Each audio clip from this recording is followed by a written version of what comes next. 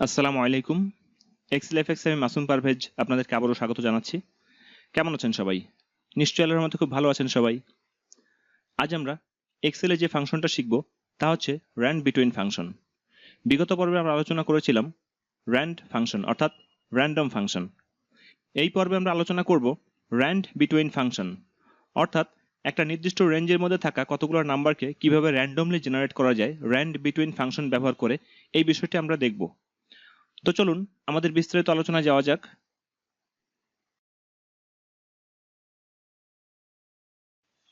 RAND between ফাংশনের elaboration হচ্ছে random between, অর্থাৎ এখানে র্যান্ডম নাম্বার ঠিকই জেনারেট হবে কিন্তু একটা নির্দিষ্ট রেঞ্জের মধ্যে। আমরা যে রেঞ্জ সিলেক্ট করে দেবো, একটা লোয়ার রেঞ্জ আর একটা হচ্ছে আপার রেঞ্জ, এই ভ্যালু দ্বয়ের মধ্যকার নাম্বারগুলো জেনারেট হবে র্যান্ডমলি। তবে এই ভ্যালুগুলোর মধ্যে জেনারেট হবে ঠিকই, কিন্তু কোন ভ্যালুটা জেনারেট হবে সেটা আমরা সঠিকভাবে বলতে পারবো না, এবং এখানে যে ভ্যালুগুলো জেনারেট হবে সেগুলো সাধারণত পূর্ণ সংখ্যা হবে। বিগত পর্বে আমরা যে র্যান্ড ফাংশনটা আলোচনা করেছিলাম, এই র্যান্ড ফাংশনের মধ্যে কোনো আর্গুমেন্ট ছিল না বিধায় এখানে কোনো রেঞ্জের ব্যবস্থা ছিল না, কিন্তু র্যান্ড বিটুইন ফাংশনের মধ্যে আমাদের রেঞ্জের ব্যবস্থা আছে, যে কারণে আমরা নির্দিষ্ট রেঞ্জের মধ্যে নাম্বারগুলো জেনারেট করতে পারবো। তো আমরা ফাংশনটা এখানে লিখি ইকুয়াল, আমরা র্যান্ড বিটুইন ফাংশনটা লিখলাম। এখানে দেখুন এখানে দুটো আর্গুমেন্ট রয়েছে, একটা হচ্ছে বটম, একটা হচ্ছে টপ। আমরা যদি বটম লিখে দিই, এখানে সাপোজ বটম লিখে দিলাম আমরা 10, এবার কমা দেই, কমা দেওয়ার পরে এবার যদি আমরা টপ লিখে দিই 100, তাহলে 10 থেকে 100 এর মধ্যে নাম্বারগুলো জেনারেট হবে। আমরা ব্র্যাকেট ক্লোজ করে দিলাম, ব্যাস র্যান্ড বিটুইন ফাংশনটা কমপ্লিট হয়ে গেল। এবার এন্টার করি, তাহলে দেখুন এখানে 47 জেনারেট হয়েছে।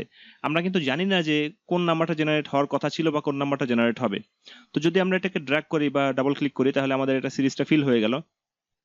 তো এক্ষেত্রে বিভিন্নভাবে বিভিন্ন নাম্বার জেনারেট হয়েছে, বাট 10-এর চেয়ে বড় হয়েছে এবং 100-এর চেয়ে ছোট নাম্বার জেনারেট হয়েছে, কিন্তু কোন সেলে কোন নাম্বারটা জেনারেট হবে সেই বিষয়টা কিন্তু আমরা এখানে সঠিকভাবে বলতে পারবো না। তো যদি আমরা এটাতে ডাবল ক্লিক করি, ডাবল ক্লিক করার পর যদি আবার এন্টার করি, তাহলে দেখুন নাম্বারগুলো চেঞ্জ হয়ে গিয়েছে। যদি আবার F2 প্রেস করে আবার এন্টার করি, আবার নাম্বারগুলো চেঞ্জ হয়ে গিয়েছে। যদি আমরা কোনো ব্ল্যাঙ্ক সেলে গিয়ে তারপর যদি F2 প্রেস করি, তারপর যদি আবার এন্টার করি, তাতেও নাম্বারগুলো চেঞ্জ হয়ে যায়। এগুলো হচ্ছে র্যান্ডমলি জেনারেটেড নাম্বার, বাট একটা নির্দিষ্ট রেঞ্জের মধ্যে। তো র্যান্ড বিটুইন ফাংশনটা এটুকুই। আশা করছি র্যান্ড বিটুইন ফাংশনের মধ্যে যে বিষয়গুলো অন্তর্ভুক্ত ছিল সেই বিষয়গুলো আপনারা ভালোভাবে বুঝতে পেরেছেন এবং এটা বিভিন্নভাবে আপনাদের কর্মক্ষেত্রে কাজে লাগাতে পারবেন। তো আমার টিউটোরিয়ালটা এই পর্যন্তই। আমার টিউটোরিয়ালটি যদি আপনাদের ভালো লাগে এবং আপনাদের উপকারে আসে, তাহলে আমার টিউটোরিয়ালটি আপনারা আপনাদের বন্ধু বান্ধবদের সাথে শেয়ার করবেন এবং আমার জন্য দোয়া করবেন। আর আমি আপনাদের সবার সুস্বাস্থ্য কামনা করে আমার টিউটোরিয়ালটি এখানে শেষ করছি। আসসালামু আলাইকুম ওয়া রাহমাতুল্লাহি ওয়া বারাকাতুহু।